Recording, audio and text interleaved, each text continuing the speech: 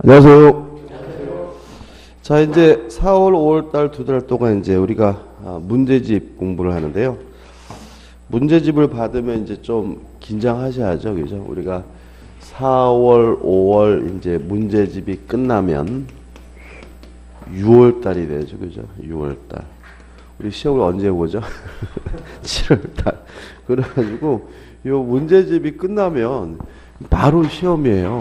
그래서 이게 이 4월, 5월 두 달 잘 지내셔야 되고요. 여기서 또 어영부영 하시다가 6월 달 돼버리면 뭐 한 달 좀 더 남게 되면은 막 마음이 조급하셔가지고 이 정리도 잘 안 되고 그래요. 그래서 이 4월, 5월 달 문제집 강의가 굉장히 중요하고요. 교재는 뭐 별로 안 두껍죠, 그죠? 될 수 있으면 두껍지 않으려고 노력을 했어요. 이게 너무 두꺼우면 이게 부담스럽고, 그래서 이 정도 두께면 되지 않을까 싶고요. 그 다음에 충분합니다. 충분해요. 뭐 여기서 뭐 벗어날 문제도 없고요. 뭐 여기서 뭐 더 깊이 들어갈 필요도 없고요. 이 정도만 하셔도 충분하고, 그 다음에 이제 이 문제집 푸실 때, 공부하실 때 제가 전에 기출 문제 할 때도 말씀드렸다시피 우리가 7월 달 시험 보기 전에 반드시 뭘 해내야 되냐면 당일치기를, 그죠? 당일치기를 해내게 되는데, 요 당일치기를 하기 위해서 문제집을 어떻게 해요? 준비하셔야 된다, 그죠? 다시 한번 말씀드리면, 문제집이 나오면, 이렇게 있으면, 절대로 뭐 하시면 안 돼요? 정답을 체크하시면 안 되고, 과정은 어떻게 하셔야 되냐면, 먼저 모의고사 풀듯이 푸시고, 나서 수업을 듣고, 나서 꼼꼼하게 어떻게 해요? 복습을, 정독을 하시는 과정을 거치시는데, 일단, 그래서 제가 오늘부터는 다음 주에는 어디까지 할 겁니다라고 미리 말씀을 드릴 거예요. 그러면, 전날, 일요일 날이잖아요. 일요일 날 모의고사 풀듯이 푸시고 오셔서 뭐죠? 수업을 듣고 꼼꼼히 뭐죠? 복습하고, 이런 세 단계를 거치셔야 가장 효율적이고요. 그 다음에 이 모의고사 풀듯이 하는 과정을 겪어야 되는 이유는 이런 겁니다. 우리가 습관의 동물이기 때문에 문제 풀 때마다 천천히 이렇게 풀어보듯 하시면 실제 시험장 가서도 천천히 풀어야지만 문제를 풀 수 있게 돼요. 그러면은 공부 아무리 열심히 해봤자 의미 없잖아요. 그래서 스피드하게 문제 푸는 연습을 평상시에도 해두셔야 되기 때문에 요 모의고사 풀듯이 하는 이 스피드하게 푸는 과정을 반드시 뭐죠? 하고 수업 듣고 복습하고, 그 다음에 모의고사 풀듯이 푸실 때 절대로 요 지문에다가 뭐 하시면 안 되죠? 정답을 체크하시면 안 된다.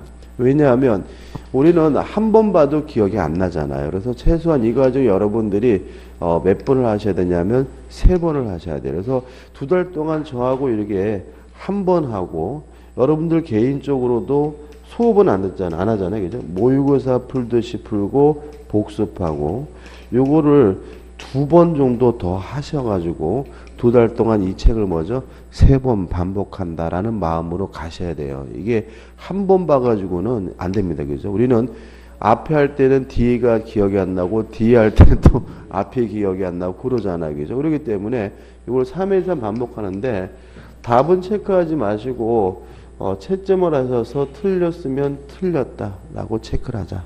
그래서 만약에 이거를 3번 반복하시면 문제집에 3번 틀린 문제, 2번 틀린 문제, 1번 틀린 문제가, 이거 제가 말씀드렸었죠. 그죠? 표시가 되고, 그러면 요걸 이용해 가지고 시험 보기 전날 우리는 3과목이잖아요.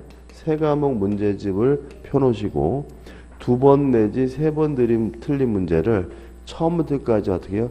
싹 복습을 하시면 하루에 뭐죠? 전 과목을 다 당일치기 하는 효과를 보게 됩니다. 어차피 우리가 시험 보기 전날에는 내일 시험 볼 때 반드시 기억난다는 장점이 있고요.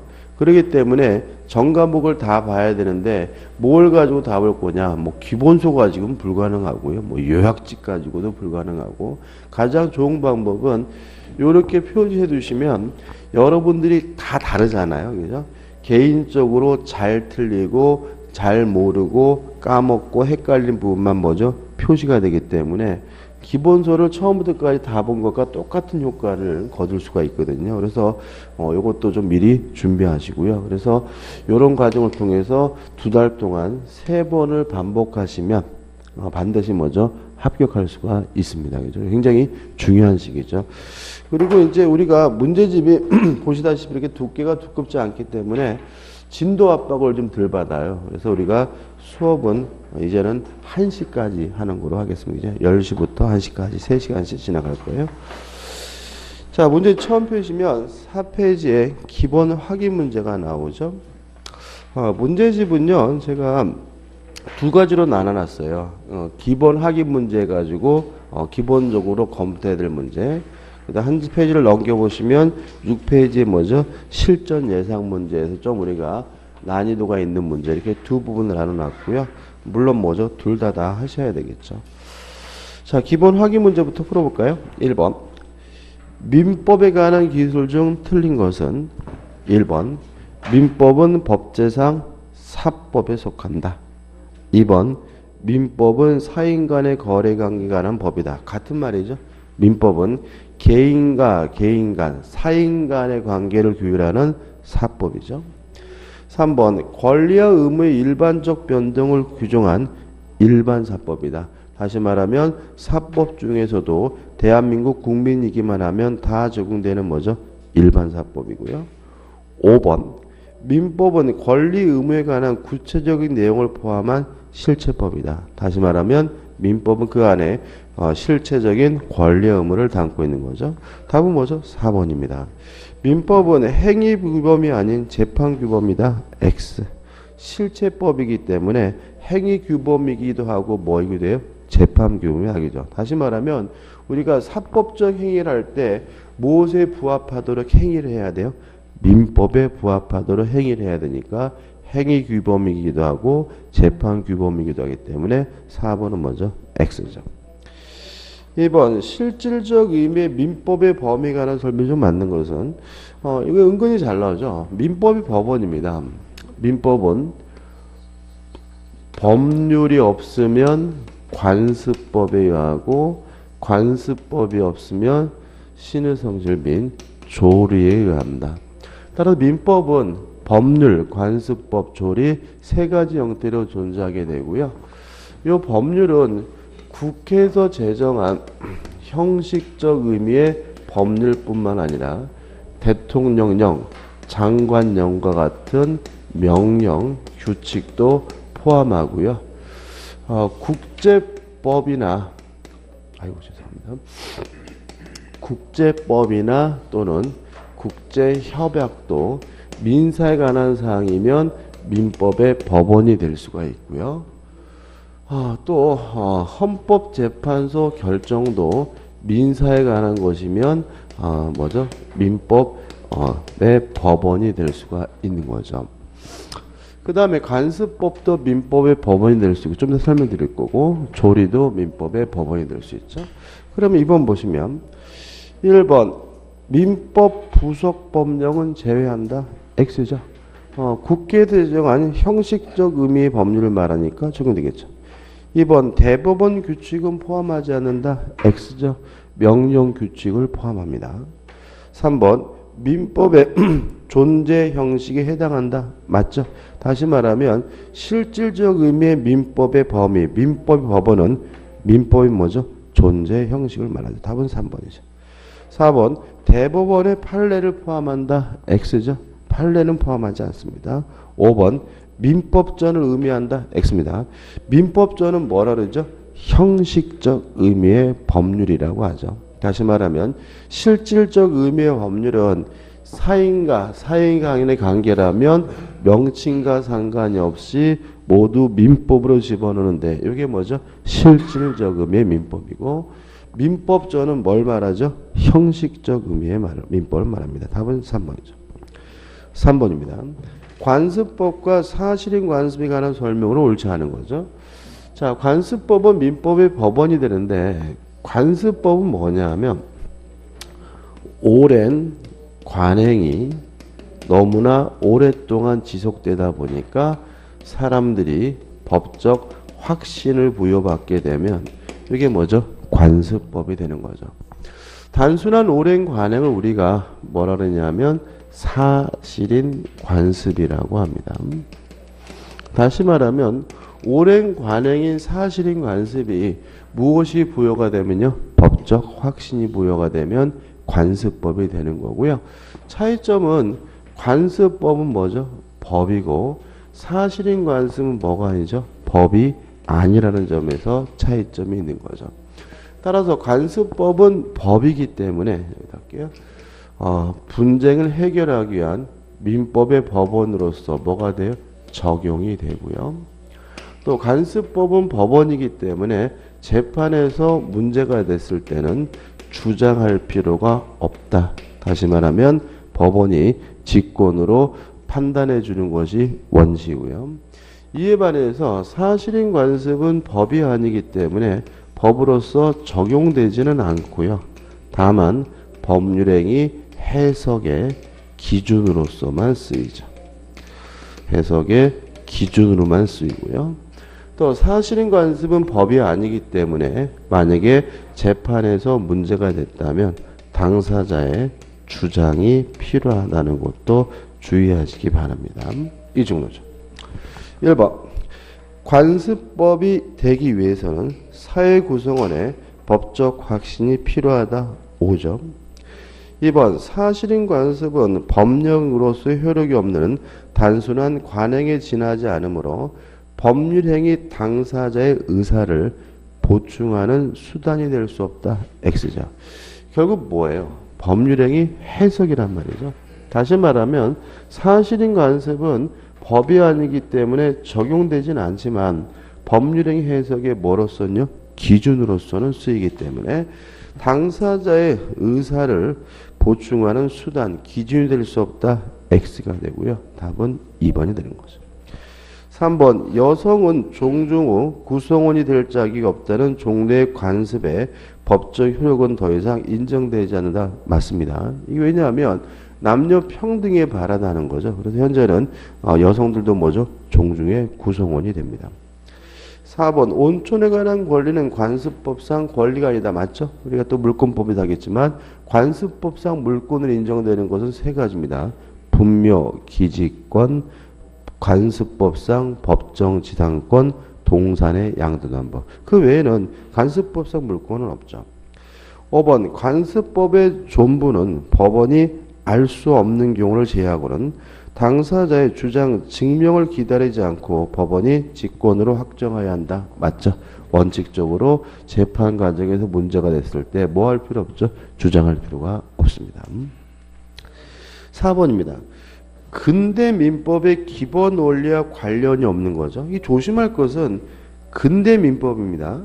현대 민법이 아니에요. 그죠? 다시 말하면 나폴레옹이 먼저 전쟁하고 다닐 당시 시민혁명 직후의 민법을 말하는 거죠. 현재 민법은 아니에요. 근대 민법 기본 원리로서 1. 사적 자치 원칙. 무슨 말이죠? 사적이고 개인적인 일은 스스로 알아서 한다는 원칙이고 2번 소유권 절대 원칙. 무슨 말이죠? 국가라 하더라도 왕이라 하더라도 개인의 소유권을 침해할 수가 없다. 3번 과실 책임의 원칙. 연좌제를 금지하는 거죠. 고의나 과실이 있어야 책임을 진다. 5번째 자기 책임의 원칙도 같은 측면이죠. 이반은 4번 계약의 공정의 원칙은 뭐의 기본 원리냐면 현대 민법의 기본 원리입니다. 다시 말하면 근대 민법은 뭐죠? 계약 자유의 원칙이 되겠죠. 답은 뭐죠? 4번이 됩니다. 5번입니다. 민법의 해석에 관한 기술 중 타당하지 않은 것은 이거는 우리가 기본서에 없었던 내용이거든요. 근데 이걸 왜 넣느냐면은 시험에 안 나와요. 안 나와서 기본서에 안 넣는데 혹시 모르니까 이게 무슨 말이에요? 중요하지 않은 겁니다. 그죠? 혹시 모르니까 넣는 거예요. 민법의 해석에 관한 다음 기술 중 타당하지 않은 거죠. 그러니까 우리가 해석이라고 하는 뭘 배웠냐면 법률행위 해석이라는 걸 배웠죠. 이거는 법률행위 해석이 아니라 뭐죠? 민법, 법 해석이에요. 1번 민법의 해석이란 민법의 의미 내용을 밝혀내는 이론적, 기술적 조작을 의미한다. 2번 민법의 해석은 민법의 적용을 위한 전제가 된다. 1번, 2번 맞겠죠? 다시 말하면 민법을 적용하려면 민법을 뭘 해야 돼요? 해석해야 되죠. 3번 민법의 해석에는 유권 해석과 학리 해석이 있고 일반적으로 민법을 해석한다면 유권 해석을 의미한다. X입니다. 우리가 유권 해석은 뭐가 있냐면은 세 가지가 있어요. 사법 해석, 그다음에 행정 해석, 입법 해석입니다. 사법 해석은 뭐겠어요? 사법부가 판결을 통해서 하는 해석이 뭐죠? 사법 해석이고요. 행정 해석은 행정부가 행정명령 등을 통해서 하는 해석이 뭐죠? 행정 해석이고요. 입법 해석은 뭐죠? 법률을 제정함으로써 하는 해석이 뭐죠? 입법 해석입니다. 자, 우리가 이런 거 기억나시나요? 물건이 뭐냐에 대해서 우리 민법은 뭐라고 명문으로 규정하고 있냐면 물건이란 유체물 및 관리 가능한 뭐죠? 자연력이다. 그러면 입법부가 국회가 민법의 규정을 제정해 가지고 물건의 의미를 뭐하고 있어요? 해석하고 있죠. 이런 것들은 뭐죠? 입법 해석. 뭐 행정에서 뭐 대통령이 명령을 내리거나 또는 대전시장이 명령을 통해서 해석하는 것은 뭐죠? 행정에서. 판결을 통해서 해석하는 것은 뭐죠? 사법해석이죠. 근데 우리는 이런 거 아니잖아요. 우리가 하는 해석은 뭐예요? 유권 해석이 아닌 거죠. 우리가 하는 해석은 뭐예요? 학리 해석입니다. 그래서 일반적으로 민법을 해석한다고 하면 유권 해석을 의미하는 것이 아니라 학리 해석을 의미하기 때문에 답은 뭐가 돼요? 3번이 되는 거죠. 4번 민법의 해석에는 구체적 타당성과 법적 안정성을 동시에 고려해야 한다. 뭐 이런 거 뭐 당연한 얘기고. 5번 민법의 해석은 보편적인 근본 이념이 시대 사주를 통하여 구체화된 기본 원리를 지침으로 삼아서 행해져야만 한다. 이렇게 좋은 말은 틀릴 리가 없죠. 그죠? 답은 뭐죠? 3번입니다. 넘겨보시면 6번입니다. 자, 이것도 우리 교재에는 없던 내용인데 이런 거죠. 우리가 민법이 어떻게 되냐면 민법 총칙이 있고요. 물권법이 있고 채권법이 있고 그 다음에 친족법이 있고 상속법이 있어요. 민법이라는 법은 총 5개 부분으로 나누게 되는데 이 민법 총칙은 어떤 의미로 만든 거냐면 이 물권법과 채권법과 친족법과 상속법과 다시 말하면 민법에 관한 구체적인 내용을 규정하고 있는 그 민법이 뭐죠? 총칙으로서 원론으로서 규정하고 있는 거거든요. 근데 문제는 민법 총칙이 친족법과 상속법에는 총칙으로서 기능을 다하지 않고 있다. 못한다. 근데 실제로는 물권법과 채권법, 다시 말하면 재산법 분야에 대해서만 총칙적 기능을 수행하잖아요. 그래서 우리가 공부하다 보면 이런 거 많이 나와요. 뭐 이 규정은 가족법상 행위에는 적용되지 않는다. 이런 게 나오잖아요. 다시 한번 예를 들어서 민법 총칙에 진의 아닌 의사표시가 나온단 말이죠. 진의 아닌 의사표시는 원칙적으로 뭐예요? 유효하지만 상대방이 알았거나 알 수 있다는 민법 총칙이 어디에는 적용되지 않아요? 친족 상속법에는 적용되지 않으니까 가족법상 행위는 적용되지 않는다는 말이 굉장히 많이 나오는 거죠. 왜냐하면 민법 총칙은 물권법, 채권법, 재산법 분야에 대해서만 총칙적 기능을 수행하고요. 실질적으로는 친족법, 상속법, 가족법 분야에 대해서는 총칙적 기능을 수행하지 못하고 있습니다. 일단 1번 그런 거잖아요. 민법 총칙은 대부분은 재산법에 대한 총칙적 규정으로 성격이 강하며 가족법의 총칙으로 성격은 희박하다. 이거는 뭐죠? 맞는 질문이 되는 거죠. 2번 민법은 독일 민법과 마찬가지로 판대택식 편성을 하는 법적 편찬 방식을 사용하고 있다. 이걸 우리가 판데탱식이라고 하고요. 인스튜나드스식이라는 게 있는데 프랑스 민법인데 그거는 사람, 물건 이런 식으로 해가지고 나누는 방식이 있어요. 근데 우리는 판데탱식이고 3번 민법 총칙 중 제1장 통칙의 두 조항은 재산법뿐만 아니라 가족법에 대하여 총칙적 규율 성질을 띱니다. 두 조항이 뭐예요? 1조 법률이 없으면 관습법에 의하고 관습법이 없으면 조례해야 한다. 2조가 뭐죠? 2조가 갑자기 생각이 안 나네. 2조가 뭡니까? 사람은 생존하는 동안 뭐죠? 권리와 의무의 주체가 된다. 3조가 뭐죠? 신의 성실원칙이죠. 이 부분은 뭐죠? 가족법에도 총칙적 규율 성질이 띄죠. 4번 민법 총칙 중 법률행위 대리 시효에 관한 규정에는 가족법에서도 적용된다. X. 답은 뭐죠? 4번이죠. 5번 민법 총칙 중 주소 실종기간에 관한 규정은 재산법 물론 가족법에도 적용될 수 있는 통칙성을 지니고 있다. 맞겠죠? 다시 말하면 주소에 관한 규정은 가족법에도 적용될 거고 실종기간 이것도 뭐죠? 가족법에도 적용되겠다. 따라 답은 뭐죠? 4번이 되는 거예요. 7번입니다. 민법 1조의 법원에 관한 설명으로 옳은 것은 1번 민사에 관하여 법률의 규정이 없으면 관습법에 의하고 관습법이 없으면 판례에 의한다. X죠. 관습법이 없으면 뭐에 의하죠? 조리에 의하죠. 그죠? 2번 민법 제1조의 법률이란 국회가 제정한 법률을 의미하므로 대통령이 발한 긴급 재정 경제 명령은 이에 해당되지 않는다. X입니다. 국회에 제정한 형식적 의미의 법률뿐만 아니라 명령 규칙도 포함하죠. 실제로 이게 뭐 그냥 중요한 건 아니어서 말씀 안 드리는데 요 긴급 재정 명령은요. 효력이 명령이 아니라 법률과 동일한 효력이 있습니다. 그러니까 다시 말하면 우리가 대통령령이라는 거 있잖아요. 이런 것들은 법률에 뭐죠? 열등하죠. 국회에서 제정한 법률 우선하고 대통령령은 후순인데 긴급 재정명령은 법률과 동일한 효력이 있는 거고요. 따라서 뭐죠? 민법의 법원이 될 수가 있겠죠. 3번 법원의 내부 규율과 사무처리에 관해 정한 대법원 규칙도 민사에 관한 것인 때는 민법의 법원이 될 수 있다. 맞습니다. 근데 이것도 헷갈려 하시는 분이 있더라고요. 그러니까 대법원이 만든 규칙은 뭐로서요? 법률로서 민법의 법원이 되는 겁니다.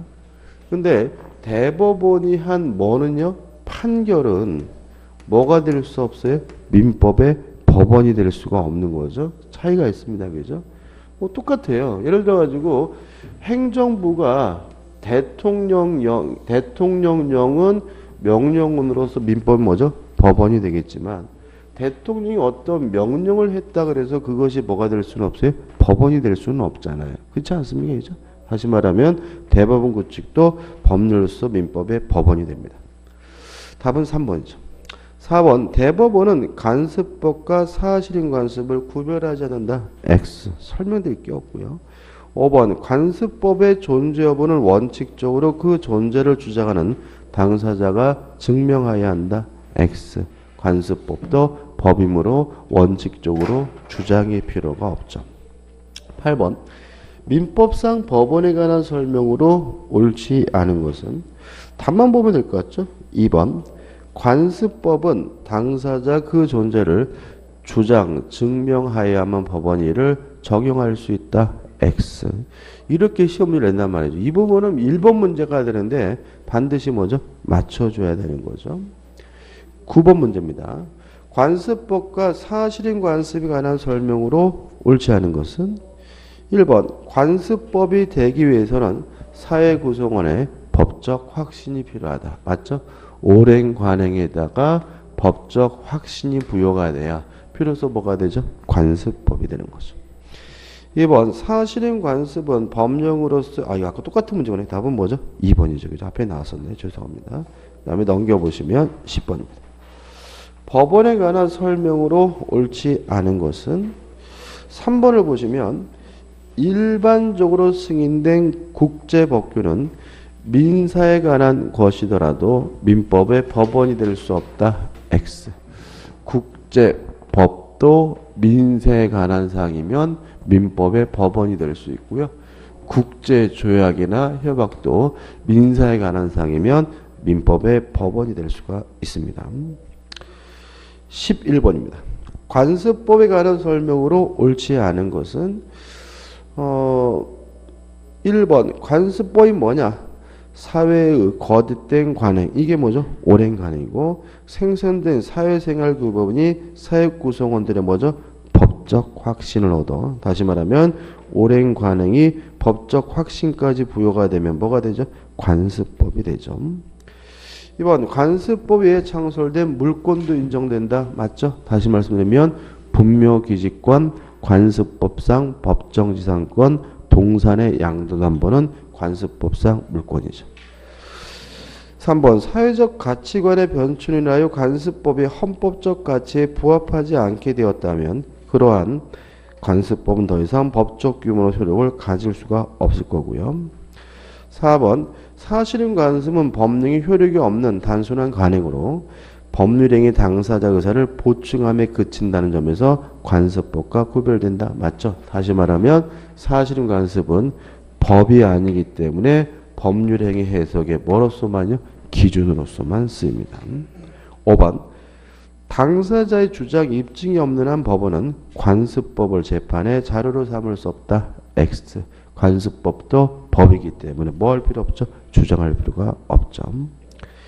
12번입니다. 다음 중 판례가 확인한 관습법이 아닌 거죠. 일단 1번 분묘기지권, 2번 관습상의 법정지상권, 4번 동산의 양도담보는 관습법상 물권이고요. 5번 사실혼 관계도 뭐죠? 관습법상의 뭐죠? 혼인관계입니다. 답은 뭐죠? 3번인데 이런 문제를 좀 까다로워 하시는 경향이 있어요. 자, 이게 뭐냐면 명인방법이라는 것은 관습법상의 공시방법인 거죠. 다시 말하면 관습법에 의하여 인정되는 공시방법을 우리가 명인방법이라고 하고 개념은 이렇습니다. 등기, 그 다음에 점유를 제외한 나머지 공시방법을 우리가 뭐죠? 명인방법이라고 합니다. 다시 말하면 등기와 점유를 제외한 대외적 권리자임을 보여주는 방법을 우리가 뭐죠? 명인방법이라고 하고요. 이 명인방법은 우리 판례가 뭐에 대해서 인정하고 있냐면 지상물, 수목과 농작물에 대해서 인정하고 있습니다. 다시 말하면 수목이 있으면 요 수목은 원래 토지의 뭐죠? 일부로 땅을 팔면 무엇도 쫓아가요? 나무도 쫓아가는 것이 원칙인데 문제는 요 수목 앞에다가 명인방법에서 소유자가 누구인지를 뭐죠? 팻말을 적어 놓으면 이제는 독립된 부동산으로서 토지와 분리된 뭐죠? 거래의 객체가 되거든요. 근데 이런 명인방법 허용되는 것은 지상물, 수목과 농작물에 대해서만 허용하고요. 토지나 건물에 대해서는 뭐가 있습니까? 등기라는 공시방법이 있기 때문에 수목이나 건물에 대해서는 명인방법을 뭐하고 있지 않습니까? 인정하지 않고 있어요. 따라서 3번 미등기 건물에 관한 명인방법은 허용되지 않습니다. 건물은 뭘 해야 됩니까? 등기를 해야 되는 거죠. 답은 뭐죠? 3번이 되는 거죠. 14번 3번입니다. 사실인 관습에 관한 설명으로 옳지 않은 것은 답만 볼게요. 5번 법원이 답만 보면 안 되구나. 2번을 보시면 사실인 관습의 입증 책임은 원칙적으로 그 사실의 관습의 존재를 주장하는 자이다. 이거 맞죠? 다시 말하면 사실인 관습이 재판에서 문제가 됐을 때는 원칙적으로 뭐가 필요해요? 주장이 필요해요. 원칙인 거예요? 무슨 말이에요? 예외가 있다는 거죠. 따라서 5번. 법원이 사실인 관습의 존재를 직권으로 판단하는 경우는 없다. X인 거죠. 다시 말하면 관습법 원칙적으로 재판 과정에서 문제가 됐을 때 주장할 필요가 없고요. 예외가 있습니다. 또 사실인 관습은 원칙적으로 재판 과정에서 뭘 해야 돼요? 주장을 해야 된다는 얘기지. 직권으로 판단하지 못한다는 말은 아니기 때문에 답은 뭐죠? 5번이 되는 거죠. 14번입니다. 우리 민법의 기본 논리에 부합하는 것은 기억, 권리의 행사와 의무의 이행은 신에 쫓아 성실에 의하여 한다. 이게 뭐죠? 신의 성실의 원칙이고요. 맞는 질문이죠. 니은 공공본리를 최고의 원리로 한다. 이거 맞습니다. 그죠? 그러니까 우리는 수정자본주의이기 때문에 가장 중요한 이산이 뭐예요? 공공복리죠. 그죠? 다수의 행복인 거죠. 이 니은번은 맞죠. 디귿번 구체적 타당성을 해하지 않는 범위 내에서 법적 안정성을 추구한다. 법적 안정성을 추구하는 게 아니라 해석 나오자면 구체적 타당성. 다시 한번요. 이게 앞뒤가 뒤바뀌죠. 그죠? 법적 안정성을 해하지 않는 범위 내에서 구체적 타당성을 취하는 거죠. 1번 자기의 권리를 행사하는 자는 그 누구도 해하지 아니한다. X입니다. 만약에 자기의 권리를 행사하는 자는 그 누구도 해하지 않는다는 말이 맞다면 권리 남용이라는 것은 뭐 할 수 없어요? 존재할 수 없는 거죠. 다시 말하면 권리의 행사라 하더라도 그것이 지나치다면 행사할 수가 없는데 그걸 우리가 뭐죠? 권리 남용의 원칙이고요. 권리 남용의 원칙이 인정된다는 말은 권리의 행사라더라도 타인에게 뭘 줄 수 있어요? 해를 줄 수 있다는 얘기인 거죠. 그 다음 마지막으로 경제 질서는 개인적 경제 활동의 자유와 창의를 존중한다. 맞죠? 답은 뭐죠? 5번입니다. 넘기셔가지고 15번이죠. 범법에서 물건이라 함은 유체물, 전기, 기타 관리할 수 있는 자인력을 말한다. 아까 말씀드렸죠? 무슨 해석입니까? 1번 입법 해석이죠. 다시 말하면 국회가 법률을 통해서 법의 규정을 통해서 해석해 주는 것을 우리가 뭐죠? 입법 해석이라고 하고요. 답은 뭐죠? 1번이 됩니다. 16번 미성년자가 후견인의 동의를 얻지 않냐면 할 수 없는 재산상 행위는 유가증권의 거래도 포함된다고 해석하는 민법의 해석 방법은 3번 뭐죠? 확장 해석입니다. 그러니까 이게 무슨 말이냐면 그 범위를 뭐죠? 넓히는 거잖아요. 그죠? 범위를 넓히는 거 우리가 뭐죠? 확장 해석. 예를 들어 가지고 앞에 표지판에 자전거 통행 금지 이렇게 써 있어요. 그러면 자전거가 통행하지 못한다면 오토바이도 통행할 수가 없겠네. 이렇게 해석하는 것은 뭐죠? 확장 해석이죠. 그죠? 확장 해석. 자전거가 통행할, 그죠? 이런 확장 해석. 답은 뭐죠? 3번이 됩니다.